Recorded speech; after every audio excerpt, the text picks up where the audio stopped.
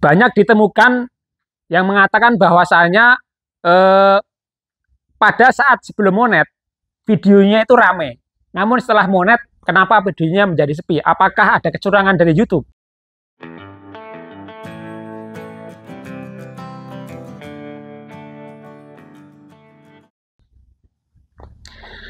Assalamualaikum warahmatullahi wabarakatuh. Jumpa lagi teman-teman dengan Don GTO. Nah, pada video kali ini saya akan membahas terkait keluhan-keluhan. Banyak pertanyaan-pertanyaan yang mengatakan bahwa pada saat sebelum monet, videonya itu cenderung rame, namun setelah monet kenapa sepi sekali, bahkan 100 viewer pun nggak dapat. Nah, ini pertanyaannya menarik teman-teman. Ini menarik untuk dibahas ya tentunya. Nah, yang kita pertanyakan adalah pada saat kita sebelum monet atau sebelum videonya sepi, itu apa yang dilakukan dulu, apa yang dilakukan terhadap channel kita.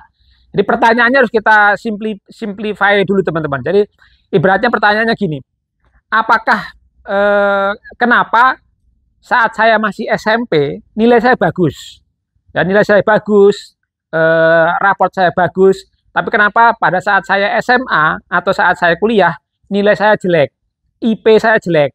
Nah, ini pertanyaannya mungkin seperti itu. Nah, kita harus telusuri dulu teman-teman. Nah, pada saat SMP, kenapa nilainya bagus, kenapa rapatnya bagus? Nah, ini pertanyaannya, apakah pada saat kita masih sekolah SMP itu kita sering nyontek? Apakah kita sering minta bantuan orang lain untuk mengerjakan PR? Apakah kita sering menggunakan jasa-jasa yang orang lain untuk meningkatkan nilai sekolah kita? Itu pertanyaannya.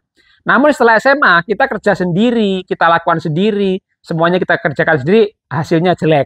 Sama dengan YouTube, teman-teman. Video YouTube itu mungkin sebelum monet, bisa jadi videonya rame. Videonya rame, tapi setelah monet sepi. Nah, apakah sebelum monet ini itu pure penontonnya adalah penonton organik, penonton asli? Apakah subscribernya subscriber organik, subscriber asli? Sehingga setelah monet jadi sepi karena kita sudah berhasil monet, semuanya sudah terlalui, bantuan-bantuan dari pihak lain sudah tidak ada lagi, makanya sepi. Itu mungkin yang harus menjadi evaluasi kita, ya, harus menjadi evaluasi kita. Makanya ini sangat pentingnya sekali, ya, sangat pentingnya kenapa di awal-awal kita membangun YouTube itu diperlukan originalitas konten kita, keaslian konten kita, sehingga nanti setelah monet kita tidak babak belur. Yang terjadi adalah kebanyakan saat ini adalah bagaimana caranya agar kita cepat monet, apapun caranya dilakukan. Apakah saling kunjung, apakah bayar, apakah ini itu, apakah banyak macam-macamnya. Nah, sehingga setelah monet baru kerasa ya, setelah monet baru kerasa. Inilah pentingnya kita membangun penonton loyal, teman-teman. Inilah tujuannya adalah untuk setelah nanti monet itu kita tidak merasakan seperti ini, tidak merasakan adanya sepi setelah monet. Nah, itu yang menjadi pertanyaan kita, itu yang harus kita pertanyakan. Nah, tentunya untuk mengantisipasi agar channel kita tetap rame, konsisten. Nah, ini kita harus mencari referensi tentunya teman-teman. Jadi sebelum kita membuat video, sebelum kita editing, sebelum kita upload, itu kita harus banyak-banyak mencari referensi. Nah, referensinya apa? Nah, ini referensi yang penting. Karena kita bekerja di YouTube, maka referensinya ya cukup video-video YouTube yang sudah ada, yang setipe dengan kita, yang sejenis dengan bahan di channel kita. Nah, referensi pertama lah, kita harus sering-sering melihat channel-channel YouTube, teman-teman. Harus melihat video YouTube yang sejenis dengan apa yang akan kita buat. Minimal kita nyari referensi video-video kita yang rame, ya, banyak viewernya. Contohnya 50.000 viewer. Nah, minimal kalau kita dapat referensi 50.000 viewer dan kita dapat separuhnya kan udah lumayan banget itu. 25.000 atau 20.000 kan bagus banget kan. Nah, ini gunanya referensi 50.000 untuk apa? Nah, kita harus pelajari. Kita pelajari kenapa dia kok bisa nyampe 50.000 viewer. Nah, itu harus kita pelajari. Dan yang penting kita nyari referensinya jangan video-video yang tua. Kita nyari referensi video-video yang masih muda, maksimal sebulan gitu kan.